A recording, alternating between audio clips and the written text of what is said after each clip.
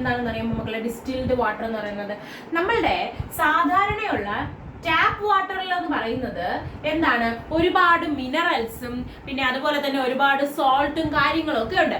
അപ്പോൾ നമ്മുടെ സാധാരണ ടാപ്പ് വാട്ടറിലുള്ള ഈ സോൾട്ടിനെയും മിനറൽസിനെയും എല്ലാം റിമൂവ് ചെയ്ത് അത്രയും പ്യുവർ ആയിട്ടുള്ള, അതായത് ഒന്നും അതിലില്ല, അത്രയും പ്യുവർ ആയിട്ടുള്ള വാട്ടർ ആക്കി മാറ്റുന്നതിനെയാണ് നമ്മൾ എന്തെന്ന് പറയുന്നത്, ഡിസ്റ്റിൽഡ് വാട്ടർ എന്ന് പറയുന്നത്. അപ്പൊ നമ്മൾ ഡിസ്റ്റിലേഷൻ പ്രോസസ്സിലൂടെ ഈ പറയുന്ന മിനറൽസും കാര്യങ്ങളും എല്ലാം മാറ്റി നമ്മൾ എന്താക്കും, അതിനെ ഡിസ്റ്റിൽഡ് വാട്ടർ ആക്കും. അത് നിങ്ങളുടെ ടെക്സ്റ്റിൽ പറഞ്ഞിട്ടുണ്ട്, ജസ്റ്റ് ഒന്ന് അതൊന്ന് ഓർത്ത് വെച്ചേക്കണം കേട്ടോ. അപ്പൊ ഡിസ്റ്റിൽഡ് വാട്ടർ. അപ്പൊ ഒന്നും കൂടെ നമ്മളുടെ ബോയിലിംഗ് പോയിന്റിൽ ലാർജ് ഡിഫറൻസ് ഉള്ളതിനെയാണ്, ആ മിക്സ്ചേഴ്സിനെ തമ്മിൽ സെപ്പറേറ്റ് ചെയ്യുന്നതിന് വേണ്ടിയിട്ട് നമ്മൾ യൂസ് ചെയ്യുന്നതാണ് ഏതെന്ന് പറയുന്നത്, ഡിസ്റ്റിലേഷൻ പ്രോസസ് എന്ന് പറയുന്നത്. ഏത് പ്രോസസ്സാണ്? Distillation process. ഓക്കെ, മനസ്സിലായല്ലോ.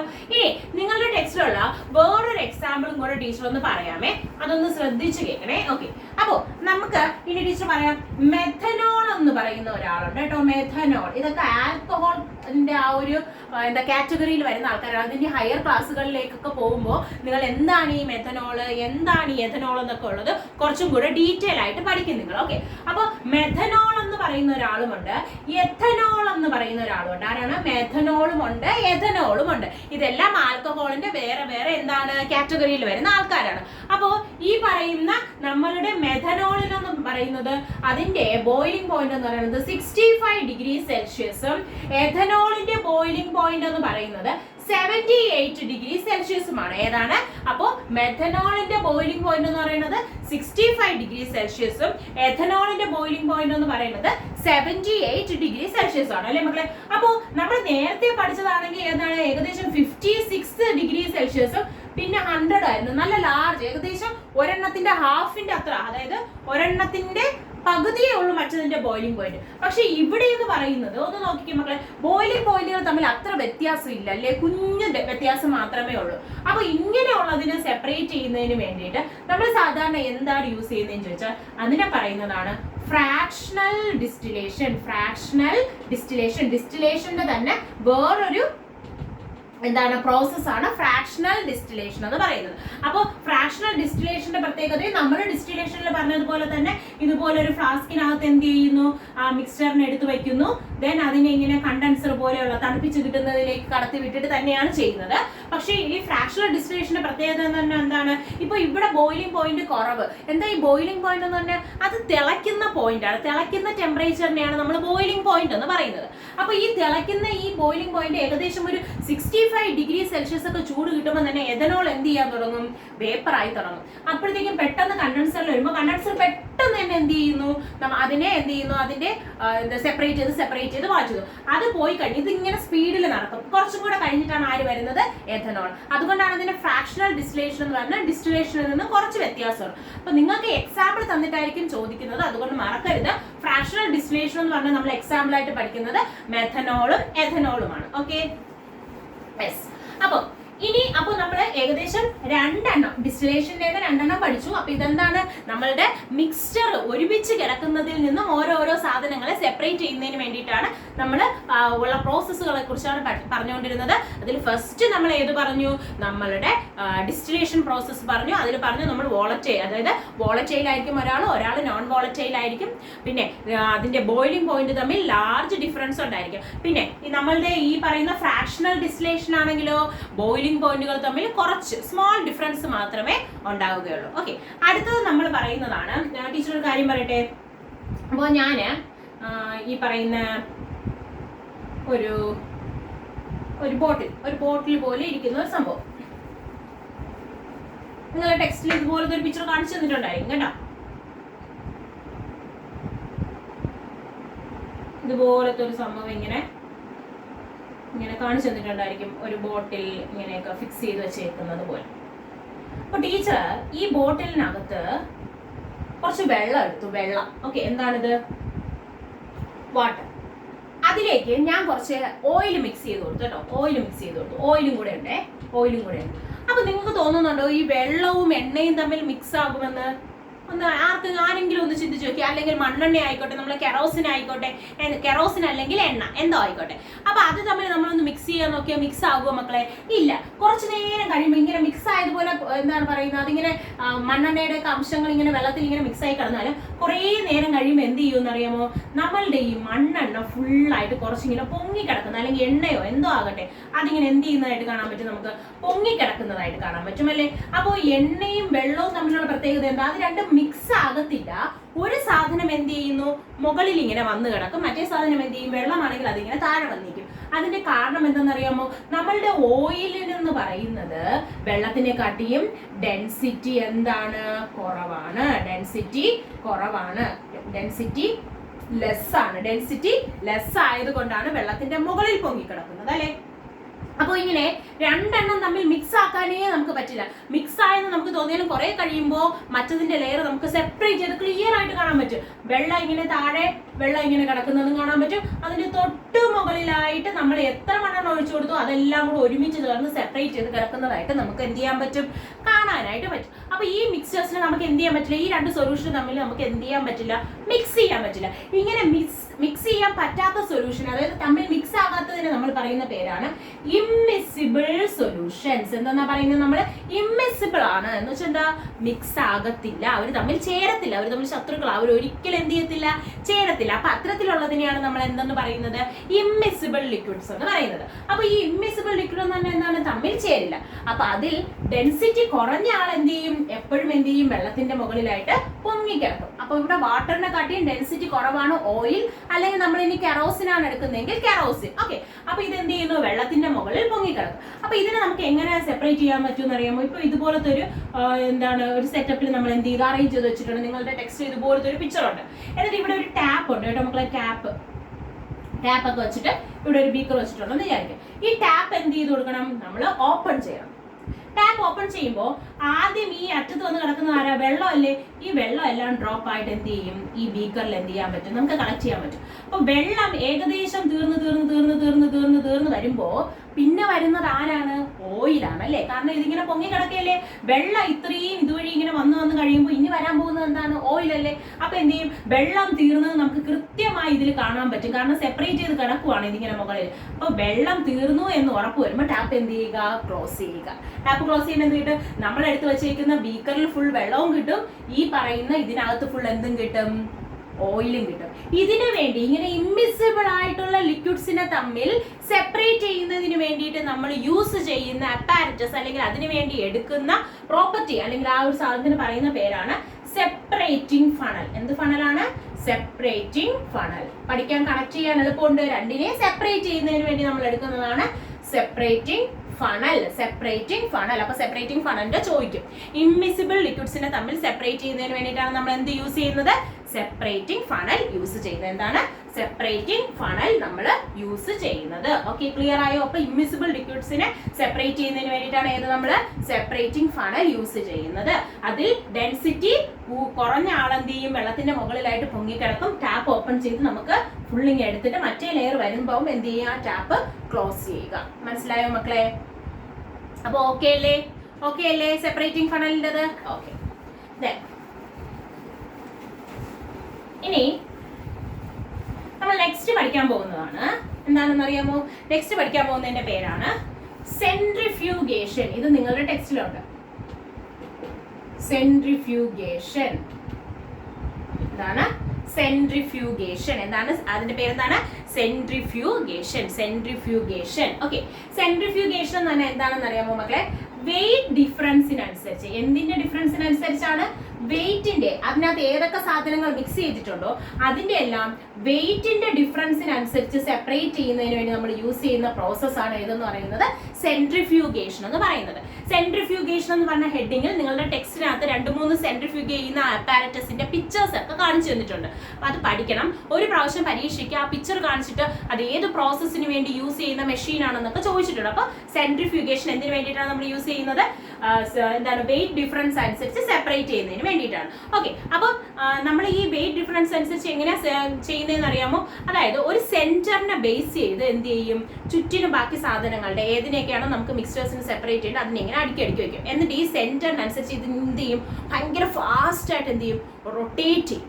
ടെസ്റ്റ് ട്യൂബിനകത്തായിരിക്കും നമ്മൾ വെച്ചിരിക്കുന്നത്. അതിങ്ങനെ ഫാസ്റ്റ് ആയിട്ട് എന്ത് ചെയ്യും, റൊട്ടേറ്റ് ചെയ്യും. കുറേ റൊട്ടേറ്റ് ചെയ്ത് കഴിഞ്ഞ് കുറച്ച് നമ്മൾ സ്റ്റോപ്പ് ചെയ്യുമ്പോൾ ഇത് കുറച്ച് സമയം കഴിയുമ്പോൾ എന്ത് ചെയ്യുമെന്ന് അറിയാമോ, ഈ ടെസ്റ്റ് ട്യൂബിനകത്ത് നമ്മൾ എന്തെടുത്തിട്ടുണ്ടോ അതിനകത്ത് എന്തൊക്കെയുണ്ടോ അത് അതിൻ്റെ വെയിറ്റിനനുസരിച്ച് എന്ത് ചെയ്യും, സെപ്പറേറ്റ് ചെയ്ത് ലെയേഴ്സ് ആയിട്ട് കിടക്കുന്നത് നമുക്ക് എന്ത് ചെയ്യാൻ പറ്റും, കാണാനായിട്ട് പറ്റും. അതാണ് നമ്മൾ കൂടുതലായിട്ടും ഏതെന്ന് പറയുന്നത് സെൻട്രിഫ്യൂഗേഷൻ പ്രോസസ്സിന് യൂസ് ചെയ്യുന്നത്. ഇത് സംഭവം നമ്മൾ മെയിൻലി എന്തിനാണ് യൂസ് ചെയ്യുന്നത് അറിയുമ്പോൾ, ബ്ലഡ് ടെസ്റ്റിനൊക്കെ ബ്ലഡിന്റെ സെൽസിനെയൊക്കെ സെപ്പറേറ്റ് ചെയ്ത് അറിയാം. ഇപ്പൊ നമ്മൾ ബ്ലഡ് ടെസ്റ്റ് ചെയ്യാൻ പോകുമ്പോൾ ഒരുപാട് ബ്ലഡ് സെൽസ് ഉണ്ട് അല്ലേ നമ്മളുടെ ബ്ലഡിനകത്ത്. അപ്പൊ അതെല്ലാം സെപ്പറേറ്റ് ചെയ്ത് ഇത് ഇത്ര കൂടുതലാണ്, ഈസ്നോഫിൽസ് ഇത്ര കൂടുതലാണ്, ലിംബോസൈറ്റ് ഇത്ര കൂടുതലാണെന്നൊക്കെ പറഞ്ഞ് ബ്ലഡിന്റെ റിസൾട്ട് എടുത്ത് നോക്കിയാൽ കാണാൻ പറ്റും. അപ്പൊ അതെങ്ങനെയാണെന്ന് വെച്ചാൽ നമ്മൾ ഈ ബ്ലഡിനെ നമ്മളിൽ നിന്ന് കണക്ട് ചെയ്ത് ഒരു ടെസ്റ്റ് ട്യൂബിനകത്ത് ആക്കി വെക്കും. എന്നിട്ട് എന്ത് ചെയ്യുമെന്ന് അറിയാമോ, ഇതിനൊരു മെഷീൻ ഉണ്ട്, ഇങ്ങനെ വട്ടത്തിൽ ഇങ്ങനെ ഇരിക്കുന്ന ഒരു കറങ്ങുന്ന ഒരു മെഷീൻ ഉണ്ട്. ഇതിന് ചുറ്റും കുറേ റൗണ്ടുകൾ കാണും. അപ്പൊ ഈ മെയിൻ ആയിട്ട് സെന്ററിൽ ഇരിക്കുന്ന ആളിനെ ബേസ് ചെയ്താണ് ബാക്കിയുള്ള ആൾക്കാർ ചുറ്റുന്നത്. ഓക്കെ, അപ്പൊ ഇതിൽ ഏതെങ്കിലും ഒരു റൗണ്ടിനകത്ത് നമ്മൾ ഈ ടെസ്റ്റ് ട്യൂബിനെടുത്ത് അങ്ങ് ഫിക്സ് ചെയ്ത് കൊടുക്കും. എന്നിട്ട് ഈ റൗണ്ട് കറങ്ങുമ്പോൾ ഈ ടെസ്റ്റ് ട്യൂബും കൂടി ഇതിനും കൂടെ ഭയങ്കര ഫാസ്റ്റ് ആയിട്ടാണ് കറങ്ങുന്നത്. ഫാസ്റ്റ് ആയിട്ട് കറങ്ങുമ്പോൾ നമ്മൾ ഈ ബ്ലഡ് ഇങ്ങനെ റെഡ് കളർ ഇരിക്കുകയല്ലേ, പക്ഷെ ഈ കറങ്ങി നിൽക്കുമ്പോൾ ഇത് എന്ത് ചെയ്യും, ഓരോ പ്രത്യേക രീതിയിൽ എന്ത് ചെയ്ത് വരും, സെപ്പറേറ്റ് ചെയ്ത് ബ്ലഡിനകത്തുള്ള കാര്യങ്ങൾ എന്ത് ചെയ്യുന്നതായിട്ട് സെപ്പറേറ്റ് ചെയ്ത് നിൽക്കുന്നതായിട്ട് കാണാൻ പറ്റും. അപ്പൊ ഇതിനു വേണ്ടി നമ്മൾ യൂസ് ചെയ്യുന്നതാണ് ഏത് പ്രോസസ്സ് എന്ന് പറയുന്നത്, സെൻട്രിഫ്യൂഗേഷൻ പ്രോസസ്സ്. ഏത് പ്രോസസ്സാണ്, സെൻട്രിഫ്യൂഗേഷൻ പ്രോസസ്സ്. ഓക്കെ, അപ്പോൾ അതില് നമ്മളുടെ വെയിറ്റ് കൂടുതലുള്ള ആൾക്കാർ, വെയിറ്റ് കൂടുതലുള്ളതും കാണും വെയിറ്റ് കുറവുള്ളതും കാണുമല്ലോ. അപ്പോൾ വെയിറ്റ് കൂടുതലുള്ള ഹൈ ആയിട്ടുള്ള ആൾക്കാർ എപ്പോഴും സെന്ററിന്റെ അടുത്തേക്കായിരിക്കും വരുന്നത്. വെയിറ്റ് കുറവുള്ള ആൾക്കാരാണെങ്കിലോ സെന്ററിൽ നിന്നും മാറിപ്പോകും. വെയിറ്റ് ലെസ് ആയിട്ടുള്ളതോ സെന്ററിൽ നിന്നും എവേ ചെയ്തു പോകും, മാറിപ്പോകും. ഓക്കെ, അങ്ങനെയാണ് നമുക്ക് കിട്ടുന്നത് ഇതിന്റെ പ്രോസസ്സിൽ.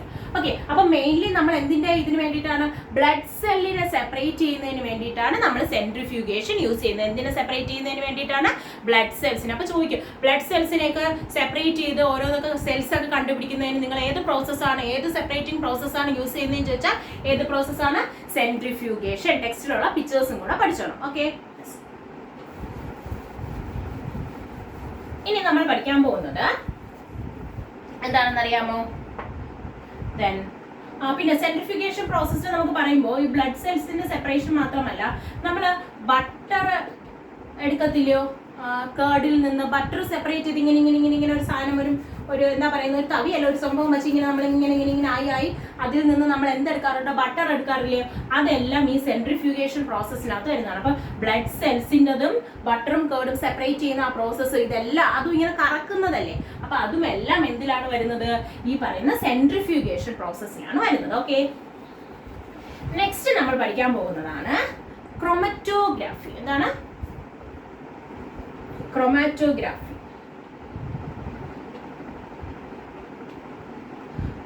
ക്രോമാറ്റോഗ്രാഫി എന്ന് പറഞ്ഞാൽ ഭയങ്കര രസമാണ് കേട്ടോ മക്കളെ. നമുക്ക് എല്ലാം ഭയങ്കര കളർഫുൾ ആയിട്ടിരിക്കുന്ന എല്ലാവർക്കും ഇഷ്ടമല്ലേ, എല്ലാം ഭയങ്കര നല്ല അടിപൊളി കളേഴ്സ് ആയിട്ടൊക്കെ ഇരിക്കുകയാണെങ്കിൽ നമുക്ക് ഇഷ്ടമാണ് അല്ലേ. അപ്പൊ അതുപോലെ കളേഴ്സിനെ സെപ്പറേറ്റ് ചെയ്യുന്നതിന് വേണ്ടി നമ്മൾ യൂസ് ചെയ്യുന്നതാണ് ഏതെന്ന് പറയുന്നത്, ക്രോമാറ്റോഗ്രാഫി എന്ന് പറയുന്നത്. അപ്പൊ ഈ ക്രോമാറ്റോഗ്രാഫിയിൽ എന്താ ചെയ്യുന്നതെന്ന് അറിയാമോ, എന്തുകൊണ്ട് ഇതിന് ക്രോമാറ്റോഗ്രാഫി എന്നുള്ള പേര് വന്നു പറഞ്ഞാൽ, ആദ്യ കാലങ്ങളിലെല്ലാം കളേഴ്സിനെ, ഇപ്പൊ കളർ നമുക്ക് 2-3 കളേഴ്സ് തമ്മിൽ നമ്മൾ മിക്സ് ചെയ്ത് വെച്ചിട്ടുണ്ട്, അതിനെയൊക്കെ സെപ്പറേറ്റ് ചെയ്ത് അതിൽ ഏതൊക്കെ കളർ ഉണ്ടെന്നൊക്കെ അറിയുന്നതിന് വേണ്ടി യൂസ് ചെയ്തതാണ് ഈ ഒരു പ്രോസസ്സ് എന്ന് പറയുന്നത്. പിന്നെ ഈ പറയുന്ന ക്രോം എന്ന് പറയുന്ന ആ ഒരു വേർഡിന്റെ അർത്ഥം കളർ എന്നാണ്. കളറിന്റെ സെപ്പറേഷന് വേണ്ടി യൂസ് ചെയ്യുന്നതുകൊണ്ടാണ് അതിനെ എന്തെന്ന് വിളിക്കുന്നത്, ക്രോമാറ്റോഗ്രാഫി എന്ന് വിളിക്കുന്നത് കേട്ടോ. ക്രോം എന്നുള്ള അർത്ഥം കളറാണ്, അതുകൊണ്ടാണ് കളറിനെ സെപ്പറേറ്റ് ചെയ്തുകൊണ്ട് അതിനെ എന്തെന്ന് വിളിച്ചത്, ക്രോമാറ്റോഗ്രാഫി എന്ന് വിളിച്ചത്. അപ്പൊ ഈ ക്രോമാറ്റോഗ്രാഫിയിൽ എന്താ ചെയ്യുന്നതെന്ന് പറഞ്ഞാൽ, ഇപ്പൊ നമ്മളുടെ കയ്യിലെല്ലാം എഴുതുന്ന പേന ഉണ്ടല്ലോ, മഷി. അപ്പൊ അത് ഒരു ബ്ലൂ ഇങ്ക് അല്ലെങ്കിൽ ബ്ലാക്ക് ഇങ്ക് എടുക്കാം. നമുക്ക് ബ്ലാക്ക് ഇങ്ക് ഉണ്ട്. അപ്പൊ എനിക്ക് ഒരു ആഗ്രഹം, ടീച്ചറിന് ഒരു ആഗ്രഹം, നിങ്ങൾക്കും കാണും ചിലപ്പോ, എന്താണ് ഈ ബ്ലാക്ക് എന്ന് പറയുന്നത് യഥാർത്ഥത്തിൽ ബ്ലാക്ക് ആണോ, അത് ഇനി വേറെ ഏതെങ്കിലും കളേഴ്സ് യൂസ് ചെയ്തിട്ടാണോ ഇത് ഉണ്ടാക്കിയിരിക്കുന്നത് എന്ന് എനിക്കൊന്ന് അറിയണം. വല്ല ഗ്രീനോ ബ്ലൂ ഒക്കെ മിക്സ് ചെയ്തിട്ടാണോ ഉണ്ടാക്കിയിരിക്കുന്നതെന്ന് എനിക്കറിയണം. അപ്പൊ ഞാൻ എന്ത് ചെയ്യുമെന്ന് അറിയാമോ, ഈ ക്രോമാറ്റോഗ്രാഫി ചെയ്യുന്നതിന് വേണ്ടിയിട്ട് സെപ്പറേറ്റ് പേപ്പർ ഉണ്ട് കേട്ടോ, ക്രോമാറ്റോഗ്രാഫിക് പേപ്പർ ഉണ്ട്, ഫിൽറ്റർ പേപ്പർ പോലത്തെ പേപ്പർ ഉണ്ട്. ആ പേപ്പർ എടുക്കും, അതെങ്ങനെയാ പേപ്പർ ഇരിക്കുന്നത് കേട്ടോ. ഇതൊക്കെ ടീച്ചർ ഇതൊക്കെ ഈ ഒരു എക്സ്പെരിമെന്റ് എല്ലാം PGയുടെ ടൈമിൽ, അതായത് MSc ഒക്കെ ചെയ്യുന്ന ടൈമിൽ ടീച്ചർ ഇതൊക്കെ ചെയ്തിട്ടുണ്ട് കേട്ടോ. ഭയങ്കര രസമാണ് ചെയ്യുക. അപ്പം നിങ്ങൾ വലുതാവുമ്പോൾ ഇപ്പോൾ കെമിസ്ട്രി ഒക്കെ എടുത്ത് പോകാനാണ് ഇഷ്ടമെങ്കിൽ നമുക്ക് ഇങ്ങനെ രസകരമായ ഒരുപാട് എക്സ്പെരിമെന്റുകളൊക്കെ പഠിക്കാനുണ്ടായിരിക്കും. ഓക്കെ, അപ്പോൾ നമ്മൾ ഈ ക്രോമറ്റോഗ്രാഫി എന്ന് പറഞ്ഞൊരു പേപ്പർ കാണും. ഈ പേപ്പറിൽ നമ്മൾ എന്ത് ചെയ്യുമെന്ന് അറിയാമോ, കുറച്ചൊരു ഡിസ്റ്റൻസിൽ ആദ്യം ഒരു വരയിടും. ഈ വരയിട്ടിട്ട് ഇതിന്റെ സെന്ററിലായിട്ട് നമുക്ക് ഏത് മഷി, ഇപ്പോൾ ഫോർ എക്സാമ്പിൾ ഞാനിപ്പോൾ ബ്ലാക്ക് ഇങ്ക് എടുത്തെ, ആ ബ്ലാക്ക് ഇങ്ക് എന്ത് ചെയ്യുക, ഇവിടെ ഇങ്ങനെ ഒഴിച്ചു കൊടുക്കുക. ഒരു ഡ്രോപ്പേ പാടുള്ളൂ കേട്ടോ, ചെറിയൊരു ഡ്രോപ്പ് ഒഴിച്ചു കൊടുക്കുക. എന്നിട്ട് ഇതിന് എന്ത് ചെയ്യുമെന്ന് അറിയാമോ, വേറൊരു ബീക്കർ കാണും, വലിയൊരു ബീക്കർ. ഇതൊക്കെ ലാബിൽ അവൈലബിൾ ആണ് കേട്ടോ. വലിയൊരു ബീക്കർ ഉണ്ട്. ഈ ബീക്കറിനകത്തേക്ക് ഇതിനെ ഇങ്ങനെ ഇറക്കി വെച്ചു കൊടുത്തിട്ട് ഫുള്ള് മുക്കില്ല നമ്മൾ. എന്താണെന്നറിയാമോ, ചെറിയ പേപ്പറിന്റെ ഏകദേശം ഒരു അറ്റം മാത്രം ഈ ബീക്കറിനകത്ത് നമ്മളൊരു സൊല്യൂഷൻ എടുത്തിട്ടുണ്ടായിരിക്കും കേട്ടോ. അത് ഓരോന്ന് ചെയ്യുന്നതിനും ഓരോ സൊല്യൂഷൻ കാണും. എല്ലാത്തിനും ഒരേ സൊല്യൂഷൻ അല്ല, ആൽക്കഹോളോ എന്തെങ്കിലുമൊക്കെ ആയിരിക്കും കാണുന്നത്. അപ്പൊ അതിലേക്ക് എന്ത് ചെയ്യും, ജസ്റ്റ് ഒന്ന് ഡിപ്പ് ചെയ്ത് വെക്കും. അറ്റം ഇങ്ങനെ തട്ടുന്ന രീതിയിൽ ഒന്ന് ഡിപ്പ് ചെയ്ത് വെക്കും. എന്നിട്ട് ഇതിനെ എന്ത് ചെയ്യും, അടച്ച് ഫിക്സ് ചെയ്ത് നന്നായിട്ട് ഇതിങ്ങനെ ഒരു ക്ലാമ്പൊക്കെ ഇട്ട് ഈ പേപ്പർ ഇങ്ങനെ തൂക്കി ഒരു സ്റ്റാൻഡ് പോലത്തേലൊക്കെ ആയിരിക്കും നമ്മൾ വെച്ചേക്കുന്നത്. ഇങ്ങനെ വെച്ചേക്കും. കുറച്ച് നേരം അതിനെ തൊടാൻ പോകത്തില്ല നമ്മൾ. കുറേ കഴിയുമ്പോൾ എന്ത് ചെയ്യുമെന്ന് അറിയാമോ, ഈ ഫിൽറ്റർ പേപ്പർ എന്ന് പറഞ്ഞാൽ എന്താ, വെള്ളം ഇങ്ങനെ മുകളിലേക്ക് കയറി പോയിട്ടുണ്ട്, പേപ്പർ നനയത്തില്ലേ, അതുപോലെ ഇങ്ങനെ മുകളിലായിട്ട് എന്ത് ചെയ്യും, ഈ നമ്മൾ ഈ എടുത്ത് വെച്ചിരിക്കുന്ന ഡിപ്പ് ചെയ്ത് വെച്ചിരിക്കുന്ന സൊല്യൂഷൻ ഇങ്ങോട്ട് ഇങ്ങോട്ട് ഇങ്ങോട്ട് ഇങ്ങോട്ട് ഇങ്ങോട്ട് ഇങ്ങോട്ട് ഇങ്ങോട്ട് ഇങ്ങോട്ട് കയറാൻ തുടങ്ങും. കയറി ഈ ഇങ്കിന്റെ അവിടെ എത്തിയിട്ട് ഈ ഇങ്കിനെയും കൂടെ കൊണ്ട് എന്ത് ചെയ്യും, ഇതിങ്ങനെ പോകും, മുകളിലേക്ക് പോകും. ഓക്കെ, അപ്പോ ഈ മുകളിലേക്ക് പോകുമ്പോ ഇതിലേതൊക്കെ കളേഴ്സ് ഉണ്ടോ ആ കളേഴ്സ് എല്ലാം മുകളിലേക്ക് പോകുന്നതോടെ എന്ത് ചെയ്ത് വരും, അവിടെ ഇവിടെ ഇങ്ങനെ സെപ്പറേറ്റ് ആയിട്ട്, ചിലപ്പോൾ റെഡ് കിട്ടും നമുക്ക്, ചിലപ്പോൾ ബ്ലൂ കിട്ടും, ഇങ്ങനെ പല കളേഴ്സ് ആയിട്ട് അത് എന്ത് ചെയ്യും, ഇങ്ങനെ സെപ്പറേറ്റ് ചെയ്യുന്നത് കാണാനായിട്ട് പറ്റും. നിങ്ങളുടെ ടെക്സ്റ്റിൽ ഈ ക്രോമറ്റോഗ്രാഫി ചെയ്തതിന് ഒരു ചെറിയൊരു പിക്ചർ കൊടുത്തിട്ടുണ്ട്. അപ്പൊ ഇങ്ങനെ സെപ്പറേറ്റ് ചെയ്ത് നമുക്ക് എന്ത് ചെയ്യാൻ പറ്റും, കാണാനായിട്ട് പറ്റും. അപ്പൊ മെയിൻലി നമ്മൾ കളർ സെപ്പറേഷൻ ആണ് എന്ത് യൂസ് ചെയ്യുന്നത്, ക്രോമറ്റോഗ്രാഫി യൂസ് ചെയ്യുന്നത്. ഓക്കെ, പിന്നെ ഈ ഡൈസ് ഉണ്ടല്ലോ, നമ്മൾ ഡ്രസ്സിലൊക്കെ ഡൈ ചെയ്യത്തില്ലേ, അതായത് നമ്മൾ തലയിൽ ചെയ്യുന്ന ഡൈ മാത്രമല്ല പറയുന്നത്, പിന്നെന്താ ഡ്രസ്സിൽ ഇപ്പോൾ റെഡ് കളർ ഉണ്ട്. ഇപ്പോൾ ടീച്ചറിന്റെ ഈ ഡ്രസ്സിൽ നോക്കിയാൽ തന്നെ നമ്മളുടെ ചാനലിന്റെ ഗ്രീൻ ചാനലിന്റെ ഒക്കെ ഒരു കളർ ഇതാ എന്താണ് നമ്മളുടെ ഗ്രീൻ കളർ കൊണ്ട് കൊടുത്തിട്ടുണ്ട്. അപ്പോൾ ഈ ഗ്രീൻ കളർ ഇതൊക്കെ ഇതിലേക്ക് ഡ്രസ്സിലൊക്കെ ചെയ്യണമെങ്കിൽ അതിന് ഡൈസ് ആണ് നമ്മൾ എടുക്കുന്നത്. അപ്പോൾ ആ ഡൈസിന്റെ സെപ്പറേഷന് വേണ്ടിയിട്ട് യൂസ് ചെയ്യാറുണ്ട്. പിന്നെ അതുപോലെ തന്നെ ബ്ലഡില് പോയിസണസ് ആയിട്ടുള്ള എന്തെങ്കിലും സബ്സ്റ്റൻസ് പോയിട്ടുണ്ടോ എന്നറിയുന്നത് ഏത് നോക്കിയിട്ടാണ്, നമ്മൾ ഈ ക്രോമറ്റോഗ്രാഫി യൂസ് ചെയ്തിട്ടാണ് ബ്ലഡിലെ പോയിസണസ് സബ്സ്റ്റൻസ് നമ്മൾ കണ്ടുപിടിക്കുന്നത്. അപ്പൊ തിരിഞ്ഞു പോരുത്, ബ്ലഡ് സെൽസിന്റെ സെപ്പറേഷൻ ആണെങ്കിൽ ഏതാണ്, സെൻട്രിഫ്യൂഗേഷൻ ആണ് നമ്മൾ യൂസ് ചെയ്യുന്നത്. പിന്നെ പോയിസണസ് ആയിട്ടുള്ള സബ്സ്റ്റൻസിന് എന്തെങ്കിലും കണ്ടുപിടിക്കുന്നതിന് നമ്മൾ സെൻട്രിഫ്യൂഗേഷൻ ആണ് യൂസ് ചെയ്യുന്നത്. അപ്പൊ മറന്നു പോകരുത്, കൃത്യമായിട്ട് ക്രോമറ്റോഗ്രാഫി എന്ന് പറഞ്ഞാൽ കളറിന്റെ സെപ്പറേഷൻ വെച്ച് കളർ ഏതൊക്കെ രീതിയിലാണെന്നുള്ളത് നമുക്ക് സെപ്പറേറ്റ് ചെയ്ത് എന്ത് ചെയ്യും, കിട്ടും. ഓക്കെ, അപ്പൊ ഇത്രയുമാണ് നമ്മളുടെ ഈ ഒരു ചാപ്റ്ററിൽ, ഫസ്റ്റ് ചാപ്റ്ററിൽ പഠിക്കാനുള്ളത്. എത്ര പെട്ടെന്ന് നമ്മുടെ ഫസ്റ്റ് ചാപ്റ്റർ കഴിഞ്ഞു അല്ലേ? അതെ. അപ്പോൾ മക്കൾ എന്ത് ചെയ്യണമെന്ന് അറിയാമോ, കൃത്യമായി ടീച്ചർ പഠിപ്പിച്ച കാര്യങ്ങൾ ഒന്നും കൂടെ നോക്കണം. നമ്മൾ എന്തൊക്കെയാണ് പഠിച്ചത്, മിക്സ്ചേഴ്സ്, പ്യുവർ സബ്സ്റ്റൻസിനെ കുറിച്ച് പഠിച്ചു, പിന്നെ മിക്സ്ചേഴ്സിന്റെ ഒക്കെ പ്രത്യേകതകൾ പഠിച്ചു, പിന്നെ അത് കഴിഞ്ഞ് സെപ്പറേറ്റിംഗ് മെത്തേഡുകൾ പഠിച്ചു അല്ലെ, ഡിഫ്യൂഷൻ പഠിച്ചു, അങ്ങനെ ഒരുപാട് പ്രോസസ്സുകളുടെ പേര് പഠിച്ചു. സോളിഡിൽ നിന്ന് ലിക്വിഡിലേക്കാകുന്നത്, ലിക്വിഡിൽ നിന്നും എന്താണ് ഗ്യാസിലേക്കാകുന്നത്, അത് തിരിച്ചു വരുന്നത്, ആ പ്രോസസ്സുകളുടെ പേര് അതെല്ലാം നമ്മൾ കൃത്യമായി പഠിച്ചല്ലേ. പിന്നെ മക്കൾ എല്ലാവരും ഇനി ചെയ്യേണ്ടത് എന്താണെന്ന് അറിയാമോ, ഇന്ന് നമ്മൾ കുറെ പ്രോസസ്സ് ഒക്കെ പഠിച്ചു. എന്താണ് നമ്മളുടെ ഫിൽട്രേഷൻ, ഡിസ്റ്റിലേഷൻ, ഫ്രാക്ഷണൽ ഡിസ്റ്റിലേഷൻ പഠിച്ചു. പിന്നെ എന്താ പഠിച്ചത്, സെപ്പറേറ്റിംഗ് ഫണൽ യൂസ് ചെയ്യുന്നത് പഠിച്ചു, ക്രോമറ്റോഗ്രാഫി പഠിച്ചു, സെൻട്രിഫ്യൂഗേഷൻ പഠിച്ചു അല്ലേ. ഇതെല്ലാം വളരെ സിമ്പിൾ ആയിട്ട് നമ്മൾ പഠിച്ചു. ഒരു കഥ കേട്ടിരിക്കുന്നത് പോലെ എൻ്റെ മക്കൾ കേട്ടിരുന്നതുകൊണ്ട് തന്നെ കൃത്യമായി എല്ലാവരുടെ മനസ്സിലുണ്ടായിരിക്കും അല്ലെ.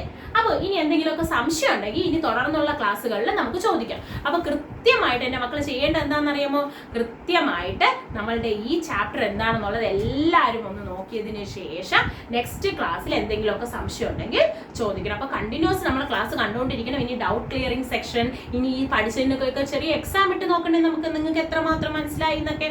അപ്പോൾ അതൊക്കെ ആണ് ഇനി നെക്സ്റ്റ് ക്ലാസ്സിലെന്ന് പറയുന്നത്. അപ്പോൾ കൃത്യമായിട്ട് ക്ലാസ് കാണണം, എല്ലാവരും മുടങ്ങാതെ ക്ലാസ് കാണണം. നിങ്ങളുടെ ഫ്രണ്ട്സ് ഒക്കെ ആരെങ്കിലും ഉണ്ടെങ്കിലൊക്കെ നമ്മളെ ക്ലാസ്സിലേക്കൊക്കെ ഒന്ന് കൊണ്ടുവരണം. ഓക്കെ, അപ്പോൾ എല്ലാവർക്കും എളുപ്പമായിട്ട് പഠിക്കാൻ പറ്റിയല്ലോ ഫസ്റ്റ് ചാപ്റ്റർ. അപ്പോൾ കൃത്യമായി പഠിച്ചിട്ട് വരണം. അപ്പോൾ ഓക്കെ, ബൈ.